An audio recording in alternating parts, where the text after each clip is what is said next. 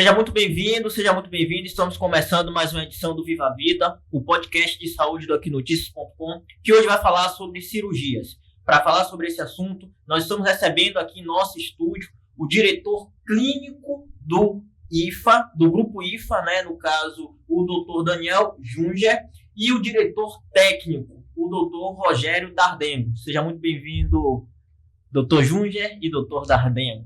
Obrigado. Obrigado, boa tarde, boa noite, bom dia. Obrigado pela oportunidade. Ok, e assim a gente vai falar um pouco a respeito do Grupo IFA, né, que está completando 54 anos e está trazendo uma série de novidades.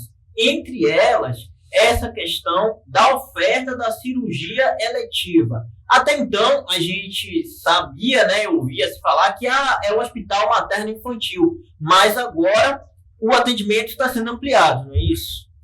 Sim, nós estamos com um hospital geral, né, a pleno vapor, já há alguns anos. Esse hospital geral hoje está localizado no bairro do Aquidabã, que é o IFA Aquidabã, que surgiu, na verdade, né, a inauguração dele foi dia 29 de junho de 2020, no auge da pandemia, no primeiro ano, no pico da pandemia, e surgiu como uma unidade de tratamento de Covid-19. Progressivamente, com o aumento de casos, nós chegamos rapidamente a 100 leitos, num lugar onde antes não era hospital. Então, esse hospital ele surgiu na pandemia, ele surgiu no cuidado com adultos, né? A gente tinha 40 leitos de UTI e 60 de enfermaria só de Covid adulto, e à medida que foi evoluindo a pandemia, que felizmente hoje acabou, nós, pelas normas, pelas determinações, pela sistemática do Estado na época, nós investimos no Espírito Santo em estrutura instalada. Então, o que ficou de legado da pandemia, hoje é um hospital geral. Então, o hospital do IFA Aquidabã, ele surgiu com essa vocação já muito bem definida de acolher adultos também, não apenas crianças. Entendi. E aí, assim, a gente hoje sabe que o hospital está preparado para receber, no caso, o atendimento para pessoas adultas também. Só que existe ainda também uma dúvida que muitas pessoas apresentam sobre esse atendimento. É um hospital filantrópico? É um hospital que só atende cirurgias particulares? É um hospital que atende cirurgia ou faz atendimento no geral para o SUS? Como é que funciona esse atendimento lá no IFA aqui da O hospital do IFA, o IFA, né, que o IFA hoje é um hospital com diversos centros diferentes. O IFA, ele é um hospital filantrópico. Um hospital filantrópico, ele atende não só pacientes SUS, como atende também pacientes particulares e de convênios. Eu acho importante a gente salientar que, mesmo a gente tendo toda essa estrutura, é importante a população saber que o paciente adulto, para ser atendido no IFA Aquidabã, ele é encaminhado, ele é referenciado para lá. Ele não chega lá como um pronto-socorro, como um pronto-atendimento, como a gente tem um atendimento infantil. Sim. Tá? Eu acho que o doutor Rogério pode até falar mais sobre esses serviços e esses acessos, que são serviços que surgiram agora mais recentemente e vem se consolidando sob a direção técnica dele. Exatamente. Depois que o hospital deixou de ser um hospital de campanha e foi se especializando em hospital geral, a gente evoluiu numa vocação cirúrgica, inclusive predominantemente cirúrgica, e algumas demandas o Estado tinha e precisava resolver, e o IFA se apresentou como um parceiro do Estado para atender essas demandas que a gente precisava. Então, alguns serviços que o sul do Estado não tinha, né, ele abarcou, e assim nasceu grandes linhas cirúrgicas, então, como hemorragia digestiva, serviço de urgência em urologia, serviço de otorrino pelo SUS, e fortificação de outras linhas que já existiam, como a própria cirurgia pediátrica e cirurgia geral. Uma vez isso se instalando, os serviços foram crescendo, e o Estado foi dando porte para isso. Tá? Então, hoje, nós somos em tudo que fazemos, são serviços grandes e bem estruturados. E não tem realmente, não estamos pronto-socorro, as linhas, os caminhos para se chegar no atendimento cirúrgico no IFA, ou são via transferência, pelo núcleo de regulação, para as referências que a gente atende casos de urgência, como a linha urológica, né? Paciente com cálculo renal vai num pronto-socorro, se identificando a suspeita de cálculo renal, ele é transferido de ambulância para o nosso hospital para ser acompanhado pela urologia. Mas, por exemplo, cirurgia geral, não temos pronto-socorro de cirurgia geral. A única maneira de se chegar é através do ambulatório. Então, existe um ambulatório onde vai fazer pré-operatório, diagnóstico, risco cirúrgico, e dali vão ser direcionados para tratamento cirúrgico. Certo, vocês já estão aí, no caso, esse tempo já, né, efetuando, executando esses serviços, e assim, eu acho que já é possível dizer, né, o que é, dentre essas cirurgias que vocês realizam, dentro desses serviços que vocês oferecem, o que é que vocês podem destacar, né, como aquele, lógico que todos vocês fazem com maestria, mas assim, o IFA, ele hoje se destaca em X serviço. Qual seria esse serviço? Então, todos os serviços cirúrgicos que a gente tem lá, eles se destacam. O IFA ele começou a cirurgia há muito pouco tempo atrás, como o Dr. Daniel falou, né? A gente era só Covid e virou um hospital geral. O único serviço de cirurgia que existia no IFA até então é o serviço de cirurgia pediátrica, que já existe há décadas.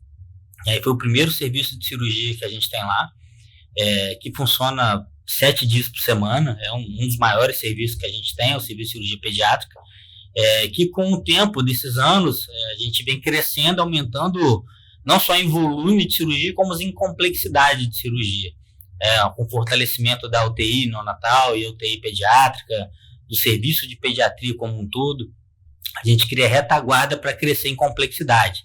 Então, a cirurgia pediátrica ela vem crescendo nos últimos poucos anos. E aí começaram a surgir novos serviços, como o serviço de cirurgia geral, começando com cirurgias de menor complexidade, como hérnia, vesículas, e depois também ampliando em complexidade. Houve a transferência da cirurgia ginecológica do IFA Sumaré para o IFA Aquidabã. Então, toda a linha cirúrgica da rede IFA Cachoeiro é feita hoje no Aquidabã.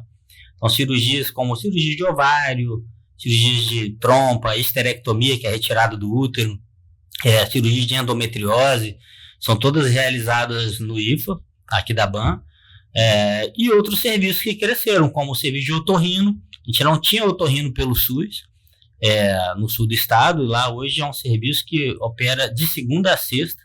A gente faz, em média, 5 cirurgias por dia de otorrino, então cerca de 100 cirurgias por mês. Bastante cirurgia otorrinolaringológica, então que é um serviço que se destaca muito lá no IFA também.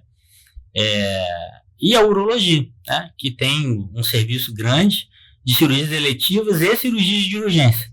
Então, todos os dias, os nossos urologistas fazem aí, pelo menos umas 3 cirurgias urológicas. Fora isso, toda a nossa rede cirúrgica de apoio ao pronto-socorro. Tudo que envolve politrauma, urgência, a gente tem. Em serviço de cirurgia torácica, cirurgia, neurocirurgia, de ortopedia. Então, isso também é um serviço que, para atenção ao paciente de urgência, existe essa retaguarda também. É interessante esse leque que o Dr. Rogério abriu na explanação dele, em relação à diversidade de serviços que progressivamente vem se acumulando no IFA. Essas cirurgias de urgência para politrauma, para pronto atendimento, são as cirurgias pediátricas, que são a nossa porta de entrada de urgência. Mas quando a gente começa a contabilizar o que a gente consegue produzir em termos de assistência cirúrgica para a nossa população do sul do estado, que é majoritariamente a população atendida por nós, com casos excepcionais que ainda vêm, às vezes, de outras regiões, por uma questão de necessidade, a gente imagina o impacto que isso tem nessa demanda reprimida que sempre existiu. Quando a gente considera cirurgias de urgência, a gente tem urgências urológicas, a gente tem hemorragias digestivas. Esses são casos urgentes, eles precisam ser atendidos. Então, quando eles não eram atendidos aqui na região sul, o cidadão tinha que migrar para a região metropolitana ou para outra região, nisso percorrendo mais de 100, às vezes 200 de quilômetros para poder chegar até alguma referência. E com isso a gente já imagina que essa assistência ela vinha com um certo ônus, não apenas pelo deslocamento, mas também pela dificuldade de se chegar até ela. Mas quando a gente passa a imaginar também o outro lado, que são as cirurgias eletivas. Cirurgias eletivas são aquelas cirurgias que a gente marca. São cirurgias que precisam ser feitas, porque ninguém faz uma cirurgia de maneira desnecessária, mas o doutor Rogério que me corrija, que é o cirurgião, eu sou infectologista, mas quando a gente vê essas cirurgias eletivas, que são cirurgias necessárias, mas não urgentes, mas que precisam ser realizadas, e a gente contabiliza 100 cirurgias de modo contínuo, mês após mês, sendo realizadas pela otorrinolaringologia, por exemplo, a gente vê como esse serviço era essencial para a nossa população no sul do estado e que hoje a gente já começa a dar os primeiros passos em equilibrar essa balança de demanda e resolutividade com os serviços que vêm se ofertando pelo hospital. Então a gente percebe um impacto na população com esse tipo de serviço. E aí a gente deriva isso para as hérnias, para as endometrioses, para as cirurgias de vesícula, e imagina como eram antes e depois de cada um desses pacientes. Entendi. O IFA praticamente zerou fila de tudo que ele faz no sul do estado. Então, quando a gente começou, eu estava conversando isso esses dias agora com outros colegas da cirurgia, que a gente consegue perceber o perfil de paciente. Quando a gente abriu o serviço, era muito comum operar pessoas que estavam há 3 anos na fila, 2 anos e meio, 4 anos. As cirurgias eram muito mais complexas, porque já tinham batido em pronto-socorro várias vezes, tendo crise e ninguém resolvia. Então, esses pacientes geralmente são cirurgias um pouco mais complexas, que complicam um pouco mais. Então, no início, a gente enfrentou uma demanda reprimida de anos, né, para zerar essa fila. Hoje, o paciente que é atendido no ambulatório, ele é operado com muito pouco tempo, diria 1 mês, 2 meses no máximo, entre ele chegar no serviço e ele estar operado. E é um paciente que não tem complicação. Ele é identificado o problema, é direcionado para o ambulatório, faz o pré-operatório e rapidamente é operado. Então não dá tempo de cronificar, de complicar. As cirurgias são mais tranquilas, dão menos trabalho para fazer. Então a mudança de perfil que a gente vê de paciente é reflexo, né, de conseguir zerar as filas do sul do estado. Não existe mais, não existe, né? Não chega com frequência para a gente pacientes que estão aguardando cirurgia há 3 anos, como era a realidade até 2, 3 anos atrás. Entendi. E assim, para chegar a esse nível de excelência, né, a gente sabe que requer diversos processos, né? E um desses processos, a gente sabe que o IFA, ele é acreditado, né? Então, assim, ele parece que é acreditação nível 2, né? Então, assim, para você ganhar uma certificação dessa, você tem que atender uma série de normas. Entre essas normas está ali também a capacitação dos profissionais, né? Eu queria que vocês, pode ser o doutor Junger, explicasse para a gente como é que funciona esse processo lá dentro, porque o IFA, querendo ou não, ele está se reposicionando, né, no mercado, vamos colocar assim, porque agora está oferecendo serviços para adultos também. Então, assim, como é que é esse processo de transição, qualificação dos profissionais, dos funcionários, como é que está sendo feito isso? Bom, a gente tem, dentro da estrutura do IFA, falar um pouco de como funciona o esqueleto operacional do IFA, do ponto de vista de coordenação, de gerência. Nós temos a direção clínica, que é responsável pelo corpo clínico, a direção técnica, que é responsável pelas diversas categorias, não só médica, mas também as outras, e outros detalhes técnico-administrativos do hospital. E dentro do hospital nós temos as linhas de cuidado. Nós temos a linha de cuidado pediátrica, a linha de cuidado clínica adulto, e nós temos a linha de cuidado cirúrgica. Então, essas linhas de cuidado, elas são os alicerces das direções. E dentro dessas linhas de cuidado, nós temos as coordenações de cada setor. Tá? Então, quando um coordenador indica um médico para trabalhar no hospital, esse médico ele vai falar com o coordenador de linha, vai passar por uma jornada clínica, onde vão ser apresentados todos os protocolos do hospital, né, do ponto de vista de trabalho, de instrução de trabalho, vão ser apresentadas as comissões do hospital, como as comissões de controle de infecção, as comissões de prontuário e por aí vai. E esses médicos que vão ingressar na instituição, eles têm os currículos avaliados tanto pelas coordenações de linha, como pelas direções técnica e clínica, e eles conhecem essas pessoas. Eles conhecem o coordenador de linha, eles conhecem o diretor clínico, o diretor técnico, e entendem as funções de cada uma dessas pessoas. Então, os médicos, quando entram no serviço, eles são médicos que já passaram por todos esses processos. O médico que está trabalhando dentro do serviço, ele passa sempre por educação continuada. Nós temos sempre aulas semanais, são aulas online, hora híbridas, onde a gente pode ter tanto a presença física como por internet para acompanhar esse processo. A gente tem reciclagens periódicas do nosso corpo clínico, muitas vezes com certificações internacionais, como a ATLS, a CLS, PAUS, enfim. Então, nosso corpo clínico, por mais que eu sempre digo para o colega quando está entrando no IFA, que a ideia da gente é que o colega, quando vem trabalhar conosco, ele vem para vestir a camisa.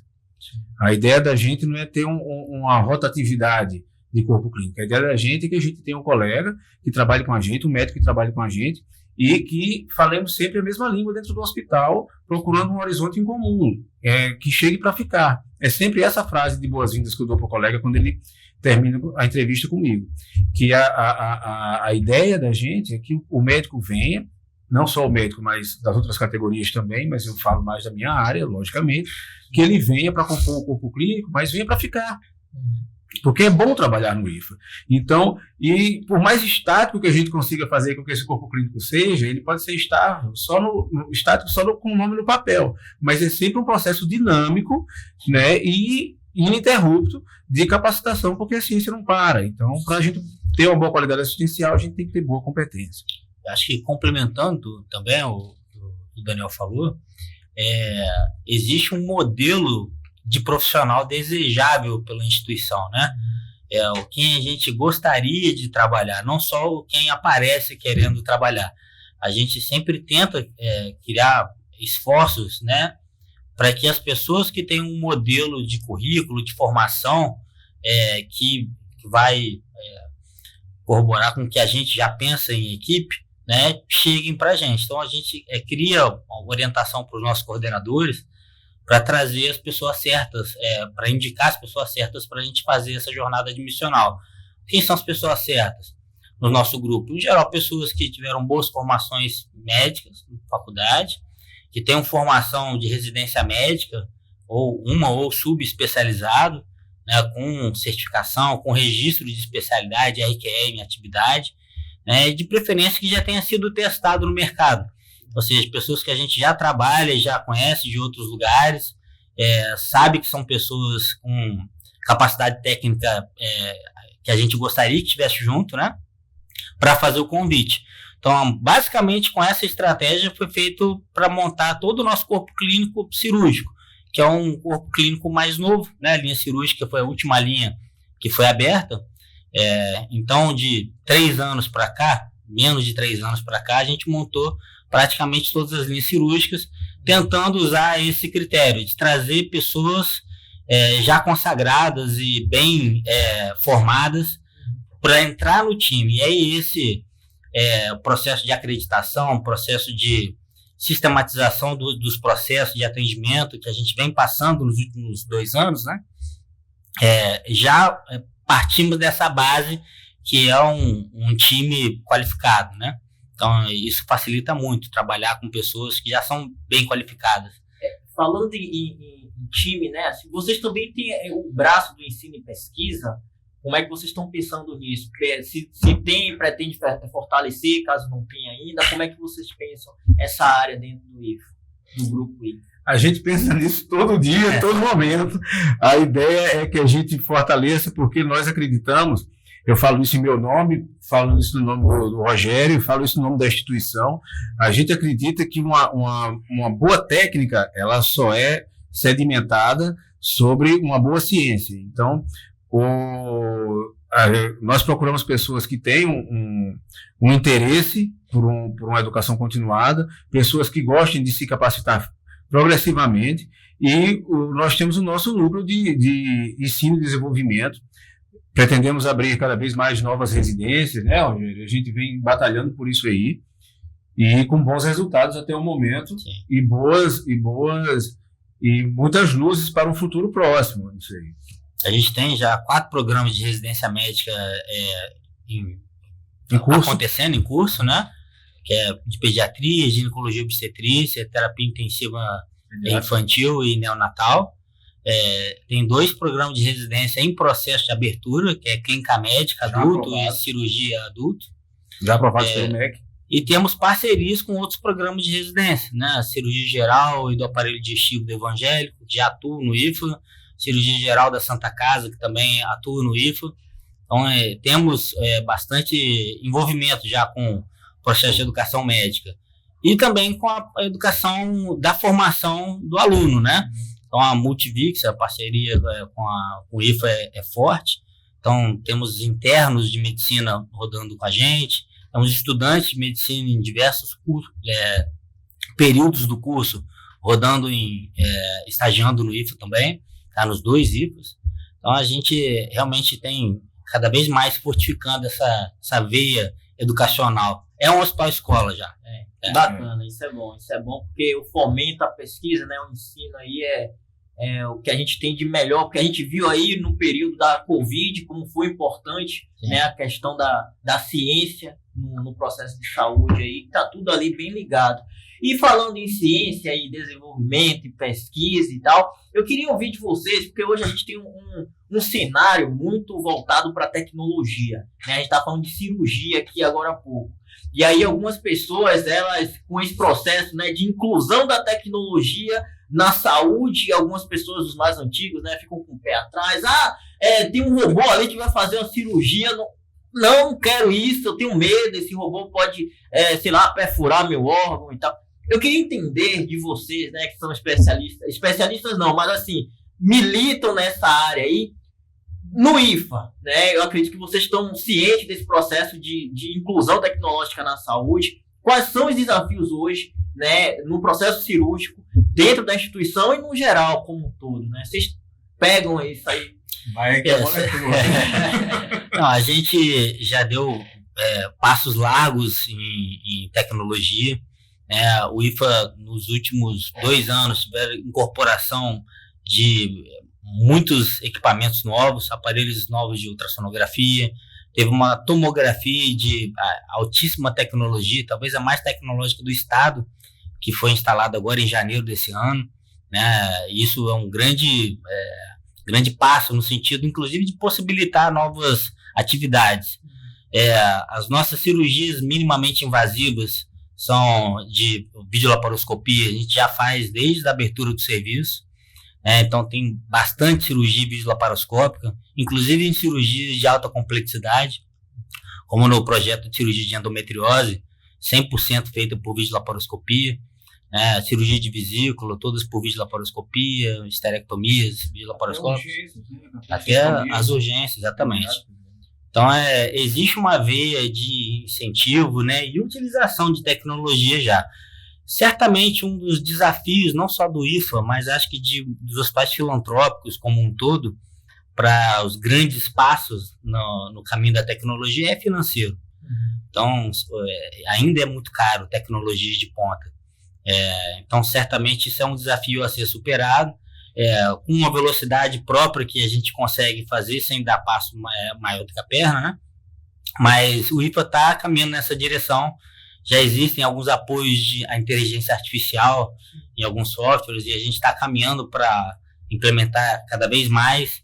E, de novo, as limitações financeiras são as que não deixam a gente fazer isso da noite para o dia, mas com uma boa gestão e planos estratégicos interessantes, isso vai acontecer invariavelmente em muito breve. Entendi. Além dessa parte que a gente falou aí agora, a implementação da tecnologia, existe algum outro gargalo nesse contexto da cirurgia, da implementação da melhoria dos processos cirúrgicos lá? Gargalo em que sentido? Gargalo, digo, no sentido de tornar o serviço melhor. Vamos colocar assim, o senhor falou aí a falta de recursos, né? Aí foi mais voltado para a questão da implementação de tecnologias. Mas, paralelo a isso, existem outras coisas, né? Que a gente às vezes fala assim, às vezes não é um robô que você precisa, mas talvez, sei lá, a abertura de um novo leito, né? Entendi. Melhoria de outra estrutura. Então, não temos esses gargalos, não. Isso foi superado já. Nosso serviço de cirurgia é grande, né? Nós temos bastante leitos disponíveis. o time de retaguarda, tanto da nossa unidade de pronto-socorro, que é a sala vermelha, quanto terapia intensiva, são 30 leitos de terapia intensiva, né? Ela dá conta do recado aí de retaguarda de cirurgias de grande porte. A gente teve sim gargalos durante a formação ali no início do centro cirúrgico. Há 3 anos atrás a gente tinha 2 salas funcionando e 2 a 3 vezes por semana, né?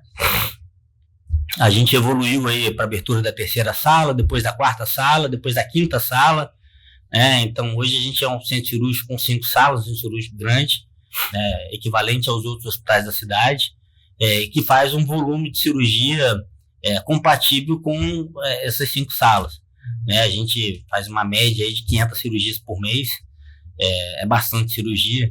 Então acho que a limitação de espaço foi vencida. Inclusive de treinamento pessoal, nós temos vários integrantes do time IFA que já é cirurgião robótico, né, que já tem experiência de décadas em videolaparoscopia. Então, realmente é esperar a coisa evoluir. O time está preparado para os próximos passos. Só fazendo mais um complemento à sua colocação, Flávio, eu acho que é muito importante que a população veja com clareza que tanto a cirurgia robótica, né, como a cirurgia videolaparoscópica, né, videoendoscópica, enfim, essas tecnologias, elas não agem sozinhas. Essas tecnologias, elas são ferramentas progressivamente melhores para que o médico cirurgião possa operá-las e o médico cirurgião possa fazer cirurgias cada vez com mais precisão. O robô não vai operar ninguém sozinho. E assim é a inteligência artificial também. A inteligência artificial é uma ferramenta auxiliar na tomada de decisão baseado no que já está publicado mais recentemente. Então, quando a gente tem uma ferramenta de inteligência artificial na tomada de decisão clínica, na assistência médica, essa ferramenta de inteligência artificial, ela simplesmente lê com mais velocidade e acha mais rapidamente as palavras-chave que a gente determina para que ela traga respostas para a gente, e a gente, como ser humano, como médico formado, enfim, a gente utilize esses balizadores para tomar a nossa decisão. É isso que a inteligência artificial faz. Ela interpreta mais facilmente, mais velozmente o que a gente pede para ela, e ela traz recursos literários, recursos da literatura científica, os mais atualizados e de melhor qualidade, de acordo com o comando de busca que a gente dá. Então, tanto cirurgia robótica, como videolaparoscópica, como inteligência artificial, são ferramentas que o médico humano tem para, com a sua experiência e a sua competência técnica, tomarem decisões e performarem procedimentos que tenham melhor eficácia.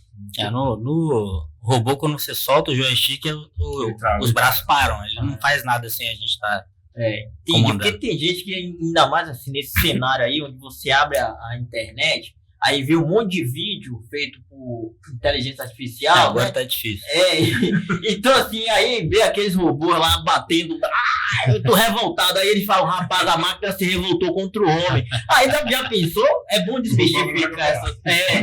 Aí desmistificar essas coisas é importante, né? Não, eles são só joysticks, é uma plataforma que a gente usa para fazer. A cirurgia ela é basicamente a videolaparoscopia, só que auxiliado pela plataforma robótica. Se você solta o joystick, a cirurgia para, até que você volte. E facilita, né? Muito. É um processo mais seguro que até a própria... Sim.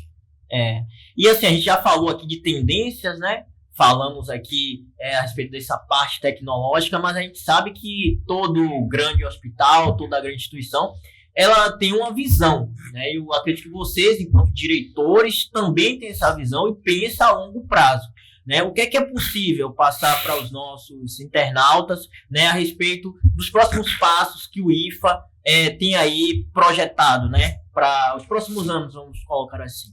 Dentro da linha cirúrgica, principalmente, é desejo do IFA, é a visão do IFA já há algum tempo em evoluir para alta complexidade. Hoje a gente veio aí de baixa e para média complexidade. A maioria dos procedimentos que são realizados ainda são de média complexidade, mas em praticamente todas as especialidades cirúrgicas já existem cirurgias de alta complexidade acontecendo. Então, o que a gente gostaria no IFA de evoluir é que a gente crie serviços de alta complexidade.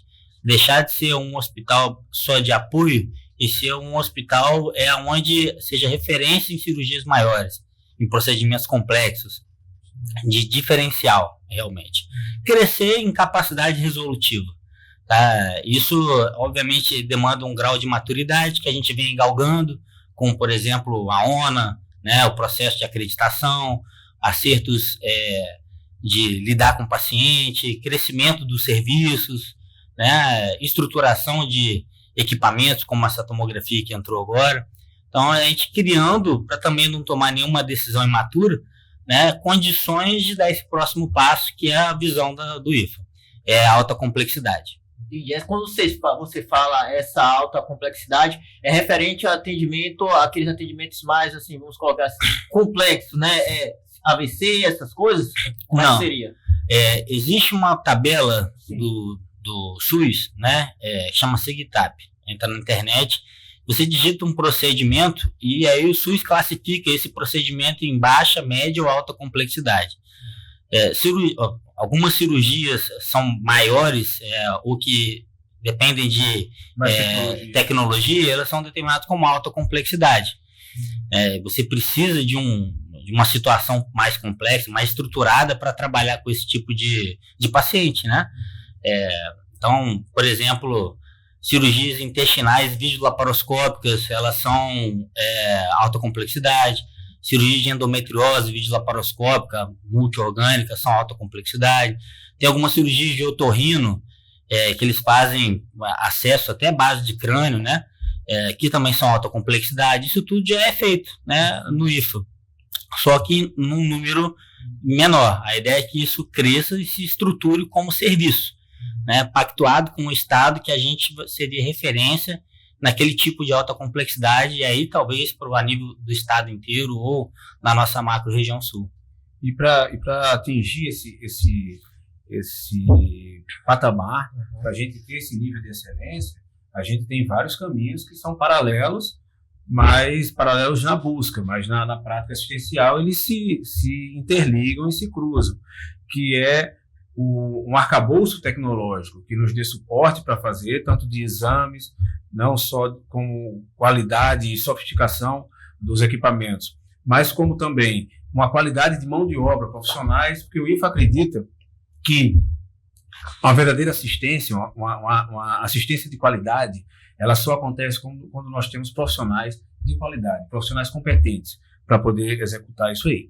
Então, à medida que a gente vai melhorando o nosso arcabouço tecnológico, a gente vai, com a educação continuada, a seleção de profissionais, a gente vai tendo profissionais que mantenham esse mesmo padrão e consigam dar a efetiva resposta que essas máquinas podem nos dar, que esses exames, que esses recursos podem nos dar, para que a gente possa, cada vez com competência, exercer a alta complexidade. Entendi. Só para a gente já está chegando ao fim do nosso bate-papo, eu queria entender como é que isso pode se encaixar até mesmo para ajudar, né, para fazer com que o IFA consiga atingir essa meta, essa visão de ser também referência cada vez mais, né, no atendimento em alta complexidade. A parceria público-privada, como é que vocês veem isso dentro da organização do grupo IFA? Só para entender o que é um hospital filantrópico, rapidamente, existe uma lei da filantropia, tá, que significa que você tem que prestar pelo menos 60% do seu atendimento tem que ser para o SUS. Então, existe um contrato entre o hospital filantrópico e a CESA, Secretaria Estadual, né, que garanta pelo menos 60% dos atendimentos. E aí você cria seus perfis de atendimento junto à CESA e firma um contrato, é isso. Mas até 40% do seu atendimento ele pode ser privado. Tá? E qual é a importância dessa fração? Essa fração, quanto maior, né, seria melhor para orçamento. Então, um hospital que ele tem uma vocação de filantropia, de atendimento ao paciente SUS, o orçamento SUS ele é um orçamento limitado. Então, para você criar um orçamento paralelo, uma nova fonte de renda, que não só o contrato com o Estado, essa fatia do convênio particular ela tem uma importância. Não de fins lucrativos simplesmente viabilizar serviços de alta complexidade, trazer profissionais cada vez mais qualificados, né? Você precisa ter um orçamento para isso. E a fortificação da linha convênio particular respeitando esse limite até 40%, cria orçamento que a gente consiga evoluir para alta complexidade, para tecnologias que talvez com o SUS sozinho a gente não conseguiria. Então essa é uma grande importância da fatia do convênio particular de um hospital filantrópico. É o que a gente fala tecnicamente, que isso retroalimenta um ecossistema sustentável. Então, a estrutura de é claro que organizações complexas existem em montadoras, existem em organizações comerciais, em indústrias, em lojas, enfim. E cada uma com suas peculiaridades. E as peculiaridades do sistema de saúde também existem. Então, tudo isso que o Rogério falou, isso daí mostra como é dinâmico a estrutura de valores, né? Valores que eu falo não é apenas dinheiro, não é apenas matemática, mas o valor em saúde, que é a entrega de um bom serviço, de uma boa assistência, de uma qualidade de serviço. Esses valores, eles são toda essa estrutura, esses patamares dentro de uma instituição de saúde, eles são muito complexos e dinâmicos, né? Então, essa parceria público-privada, ela é essencial, na imensa maioria dos casos, para que a estrutura se sustente. Ok.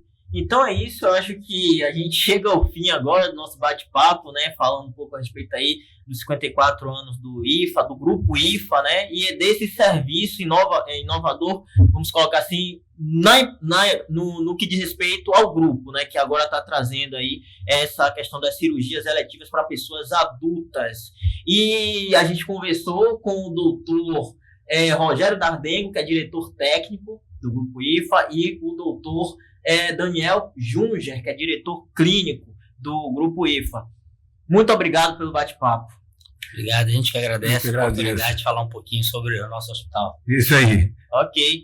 Obrigado a você que ficou aqui com a gente até agora. Lembrando que se você não é inscrito ou inscrita, inscreva-se no nosso canal, ative o sininho para receber as nossas notificações. Um abraço e até a próxima.